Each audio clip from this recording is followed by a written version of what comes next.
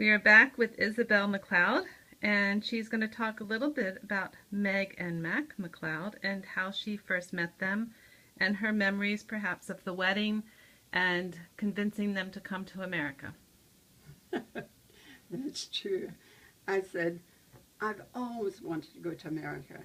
And since Angus agreed to go with me when he asked me to marry him, then here we are.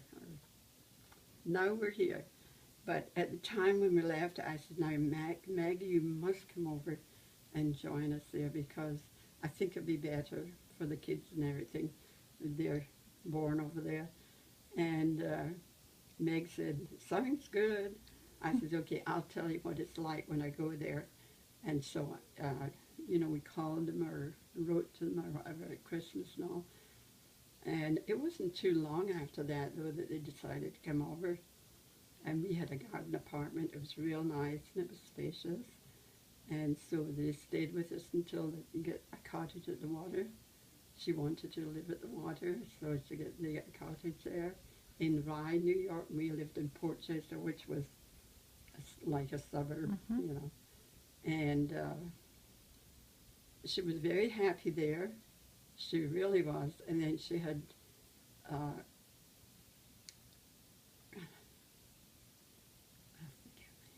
Katrina.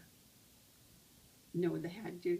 Right, then she was pregnant with Deirdre. Yeah, but she didn't have Deirdre until she moved to Wilmington. Right. Yeah. That's right. But she got pregnant when she was there. Yeah, that's right.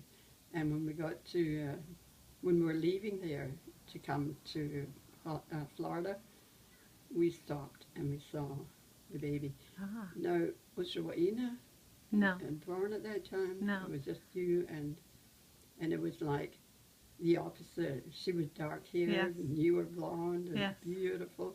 And she was more like the the McLeans. Oh, okay. More like the McLeans, I think.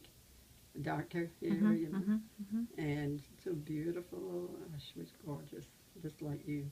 Right. And then, when did I see Rowena? Did you come? We used to go back and forth, Well, in '64 for the World's Fair and the big party at Brookside. And was she born then? She was. And I can't remember her as a tiny baby, but I remember all your dad and mom's children were beautiful, and 3 girls. And I really enjoyed, because Meg was just flourishing, I mean, she was the type, she was always bright and smiley and happy and would make everybody around her happy, Nice. Especially me, because she was just a delight to be with and loved children. So when we moved to Florida, we stopped in Delaware. And what year did you move to Florida? 1958. 58. July. We arrived here July 4th, 1958. And Angus was with American Cyanamid, and they were sending him there to help start up a new plant. And I got my dream, living in Florida. When I told Mom that we were moving to Florida, she said, you got your dream. You told me when you were in first grade you wanted to move to Florida. So how did you know that you wanted to come to America? What was it that drew you here? My aunt and uncle. Now Mother had a friend when I was little, and she sent me a big doll.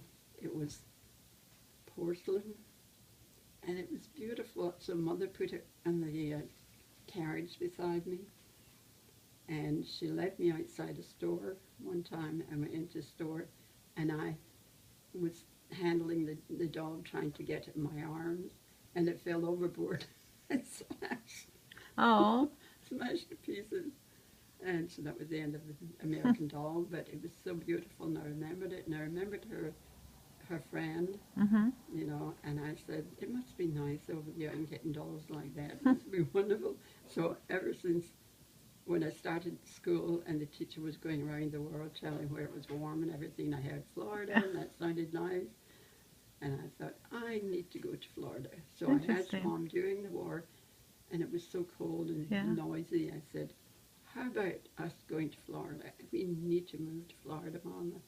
And she said, there's wartime. We wouldn't be even Yeah. able to leave. When we come over, it was you could only take 60 pounds out of the country. So my dad gave us some money, and Mama Clyde gave us $5,000. And he said, put that in your shoe. So when we come over, we're quite fine, you know. Right. Until he started work all right away too with Right. Jim Jack. Right. The So your mom and dad both moved here? No, No, just your mom. my dad had been over here when I was about 2. My dad came to Canada, and he was an artist, and he got jobs painting signs for people outside their homes or their offices or stores, and he was a sign writer. And he also got friendly with this. He was a title man from England, and he was in politics. And my dad was a great thing for writing and talking. He was, a good talker.